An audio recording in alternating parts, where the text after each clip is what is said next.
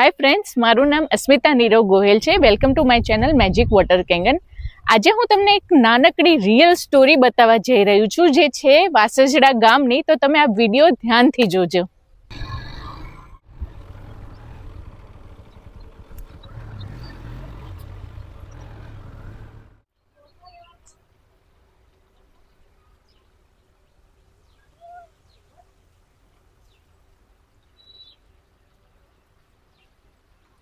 Real સ્ટોરીની જે હું વાત કરી રહી હતી ને, આ એમનું ઘર છે, જેમનું નામ છે રાજેશભાઈ ઠાકોર.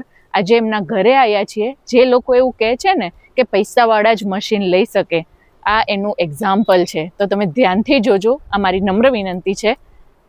જો આપણે એમના ઘરે જઈ રહ્યા છીએ.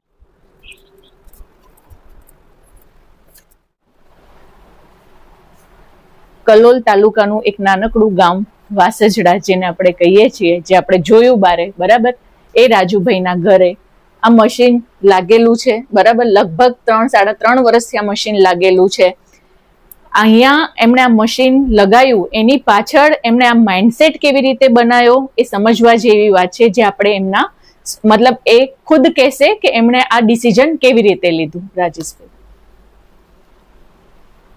મશીન લેવાનું ડિસિઝન મારું એક જ હતું. મારા ધ્યાનમાં આવ્યું કે આવું કોઈ મશીન માર્કેટમાં ફરે છે. મશીન માર્કેટમાં સારું ચાલે છે મશીનોનું. અને આ પ્રોડક્ટ જ્યારે મને મિત્રએ મને કીધું કે આ સારી પ્રોડક્ટ છે, આનો ડેમો જોવા માટે હું મહેસાણા ગયેલો અને ત્યાં મેં ડેમો જોયો. અને ડેમો જોયા પછી મેં ડિસિઝન લીધેલું.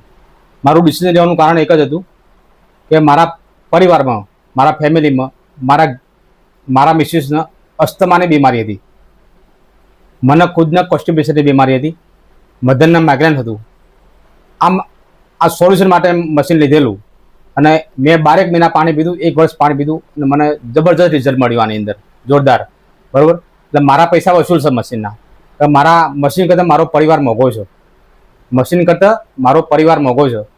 જ્યારે પૈસો મેળવી શકે છે, પણ આપણો પરિવારનો સદસ્ય કોઈ દિવસ ના મેળવી શકે. આપણો પરિવાર આપણા માટે ઇમ્પોર્ટન્ટ છે, એટલા માટે મશીન લેવું જરૂરી છે. અને દરેક ઘરે મશીન લાવવું જોઈએ. ઘરે એમણે એક વાત કીધી, આ ખરેખર વિચારવા જેવી વાત છે કે પૈસા તો આવી જશે, પણ સદસ્ય મહત્વનો છે. તો એમણે આ ડિસિઝન ફેમિલી માટે લીધું. બરાબર, અહીંયા એ સમજવા જેવી બીજી વાત એ છે, અહીંયા કોઈ જ પ્રકારની ફેસિલિટી નથી.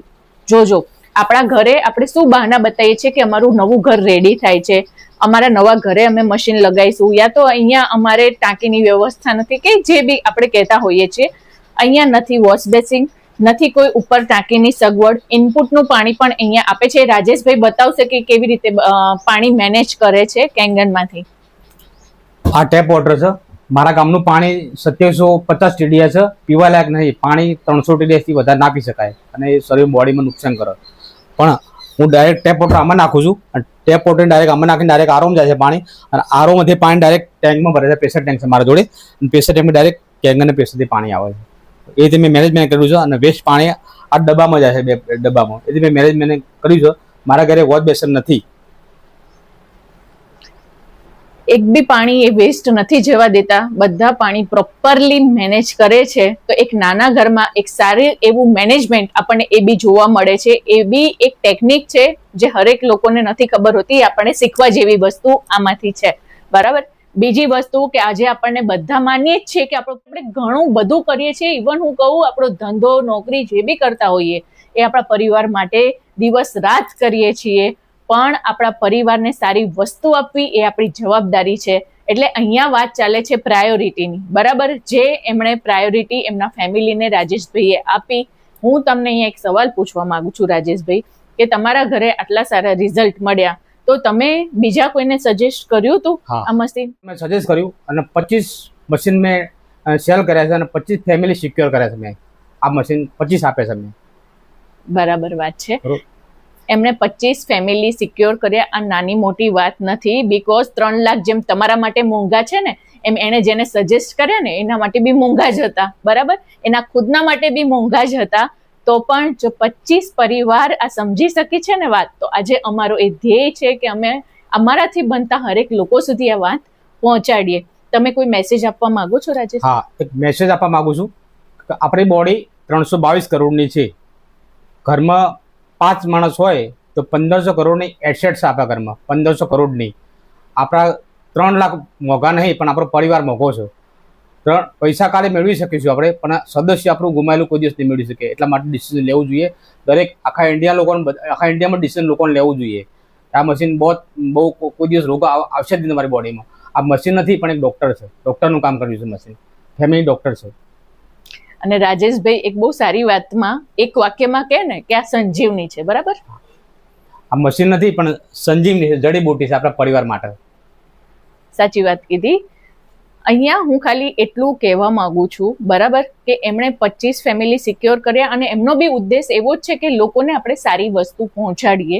એવું હું કહીશ, મારે કેવું ના જોઈએ, પણ 25 ફેમિલી એ બહુ મોટી વાત નથી. જેમ તમારા માટે આ મશીન મોંઘું છે ને, એમ એમના માટે બી મોંઘું હતું, 25 પરિવાર માટે પણ મોંઘું હતું. પણ અહીંયા વાત ચાલે છે પ્રાયોરિટીઝની, બરાબર? આપણા બધાને ખબર છે કે આપણા ફેમિલી ઇમ્પોર્ટન્ટ જ છે, પણ આપણે જે બધી લાઈફસ્ટાઈલ પાછળ જે પ્રાયોરિટી આપતા હોઈએ છીએ ને, એક વસ્તુ અહીંયા વિચારવા જેવી છે કે આપણે આપણા જો ખરેખર ફેમિલીને કંઈક સારી વસ્તુ આપવા માંગતા હોઈએ ને, તો કેંગરથી વિશેષ કંઈ ના હોઈ શકે. આપણે એક એડિશન તો આપણા ઘરે કરી જ શકીએ, બરાબર?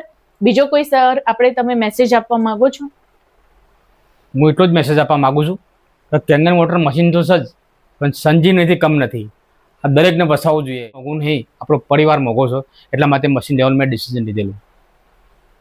Very good. જો તમને આ સ્ટોરી ખરેખર ઇન્સ્પાયર લાગી હોય તો તમે આ વિડીયોને લાઈક કરવાનું ભૂલતા નહીં અને તમારા ફ્રેન્ડ સાથે શેર કરવાનું ભૂલતા નહીં. અને હજી હું તમને એક વસ્તુ અહીંયા કહેવા માંગીશ કે આપણે ઘરે મશીન ઘણા લોકો પાસે હોય છે, પણ એને પદ્ધતિસર પાણી કેમ પીવું એ બહુ મોટી વસ્તુ છે. તો અહીંયા અગર તમને જાણવું છે કે એમણે જે રીતે કીધું કે માઇગ્રેનમાં રિઝલ્ટ મળ્યું છે, કોન્સ્ટિપેશનમાં રિઝલ્ટ મળ્યું છે અને અસ્થમા જેવી બીમારીમાં બી રિઝલ્ટ મળ્યું છે, તો એની એક પદ્ધતિથી એમણે પાણી ગાઈડ કર્યું હશે એમના ફેમિલીને.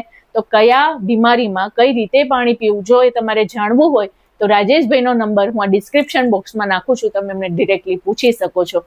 અને thank you so much Rajeshbhai, અને thank you everyone for watching this video. Thank you.